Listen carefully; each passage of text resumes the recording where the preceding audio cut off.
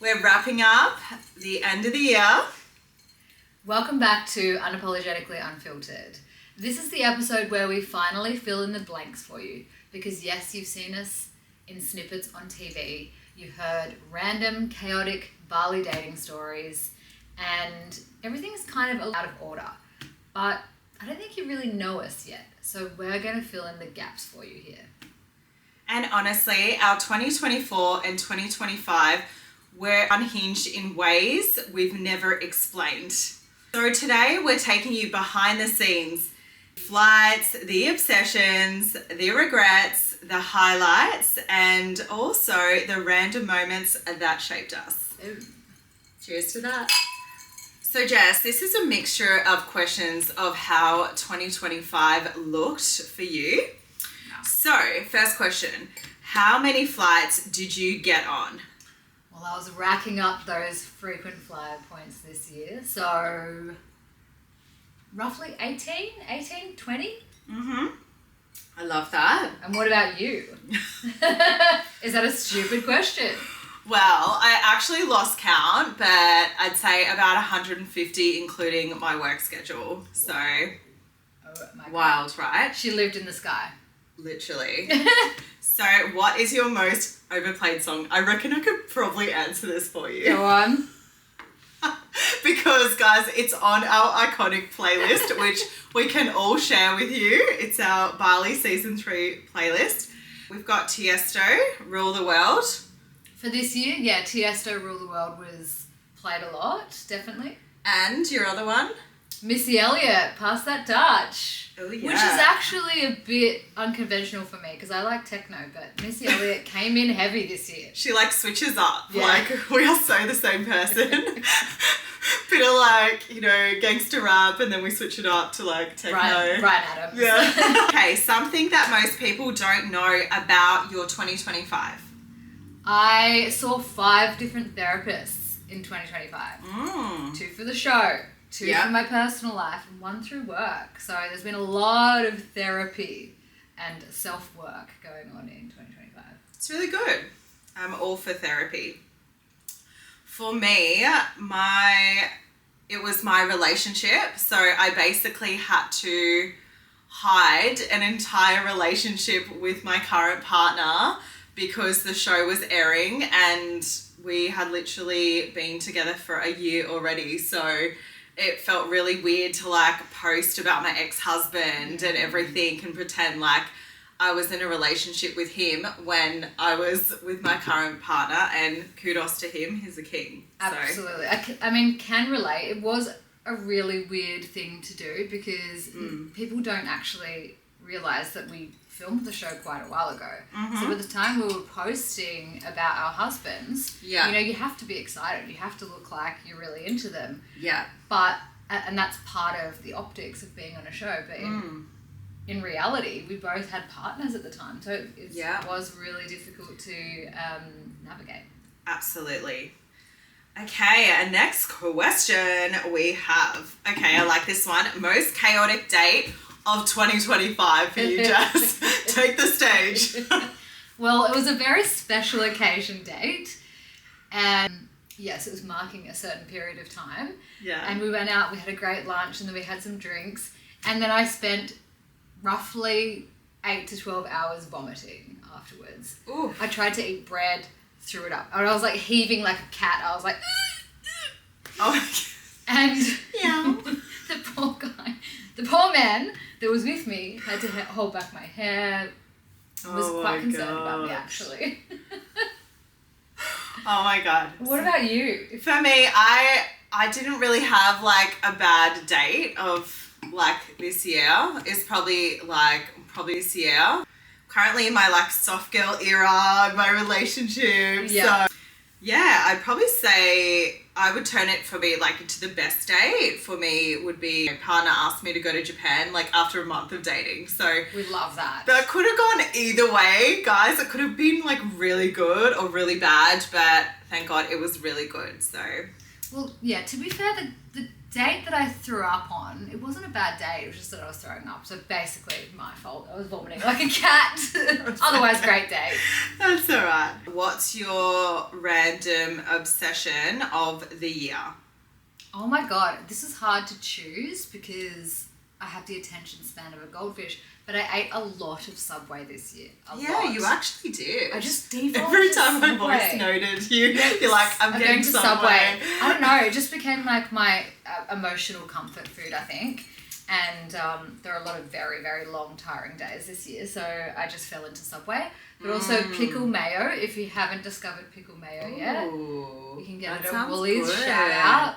Amazing. Don't they have like that huge pickle in a bag at Woolworths? I've not seen that, but I need to investigate. You got a big pickle in a bag. What about you? Because I know you've got some quite wild tastes. My random obsession of the year, weirdly enough, it's like going on country trips to like regional Victoria. I love that.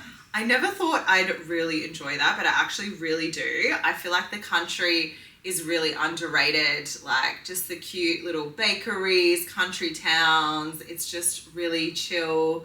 The places are beautiful, really nice for like a weekend getaway. Also, my obsession is like a skincare thing, beauty, like, which is not surprising. Always. Is tretinoin, game changer, girls and boys. Get onto it. Using it for like 4 months now and absolutely love it.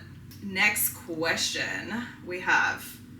An embarrassing moment for you, Jess. An embarrassing moment. There's a lot of them, but how can I distill that down into one sentence? But I have 2 phones, one work phone and a personal phone. Yeah. And a lot of the time when I'm making content or whatever, I'll send the photos from one phone back to my personal phone. Yeah.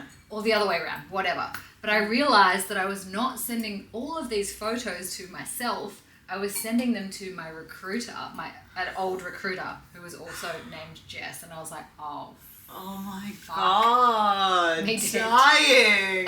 Hopefully there was no nudes in there. I don't know. I just deleted them all because I was like, I can't even live with this. Sorry, Jess. There could have been nudes in there. It could have been. Knowing you, there was probably nudes in there. My most embarrassing moment of the year was actually getting recognized on a flight that I did, and it was by a first class passenger. Because the show, it was filmed quite some time ago now, like it was over 2 years ago, I sometimes forget when I'm at work that it was actually on national TV. Yeah. Like, I just go into work mode, I'm really professional, and then I had a lovely passenger who, when I was taking his order, he said to me, he's like, aren't you from that show? And I, like, all of a sudden, I absolutely shut down and died. Like, I was so embarrassed that I completely forgot all the questions that I had to ask him about his order. And I was like, yep, uh-huh. And then I went away and I was like, oh my God, I didn't ask him what he needed and like what he wanted for, his lunch.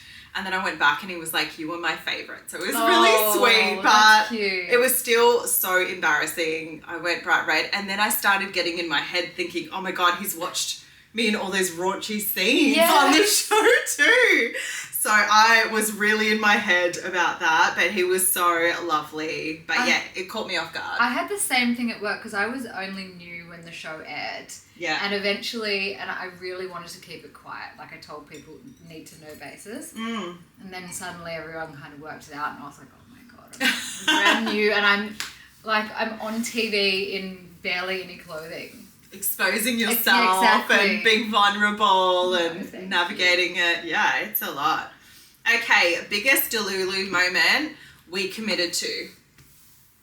Oof, biggest Delulu. My whole goal for 2025 was to be more delusional, and I've really, really failed on that, but I'm hoping 2026 will bring more delusion. Yeah. But we did do stranded tea every week. Yeah. That was fun. Yeah, it was fun, but it was hard work. We did a wrap-up every week after the episodes.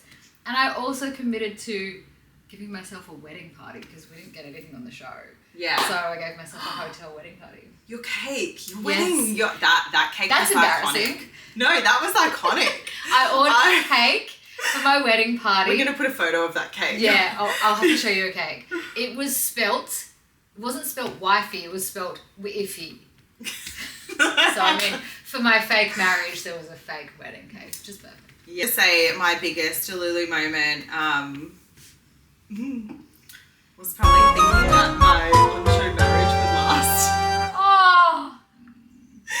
Nah, just kidding. I think looking back, we both realised that we were delusional for being so optimistic and so hopeful. But thinking that we'd find love on reality TV. It's a little bit slightly delulu, but it's okay. But it's okay, we learn. Yeah. I would also say Stranded Tea and this podcast because I fucking love it. Something you are proud of. Oh, something I'm proud of. Oh, definitely this podcast because we didn't know what we were doing, guys. Like, we've never cut up a podcast. We've never edited. We never put anything on Spotify. So definitely the podcast, and I always undersell that. And also, I think learning to heal messily and in real time and letting myself feel feelings.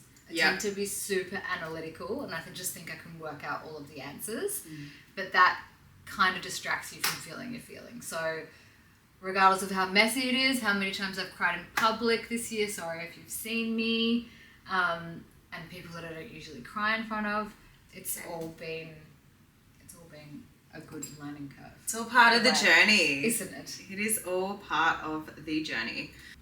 I'm really proud of like the growth that I've had since being on TV. It has somehow unlocked something inside of me that has grown me, and I've become really passionate about, like, you know, I'm in the process of starting my own business. I'm really passionate about our podcast, doing all this social content, everything. So it's somehow, I think, putting myself out there has like ignited something in me that I think I boxed myself in a box for a really long time, and I actually blocked myself, you know, and I just thought, oh, like, I'm just a flight attendant. I can't do this. I can't do that. Well, I'm fucking starting new shit at 37. So I'm like, amazing. I always thought, no, I'm too old to do this. I'm too old to do that. Or I didn't actually believe in myself, but it was actually myself. I was blocking myself. So I'm just going to pour all my energy into that, and it's really exciting.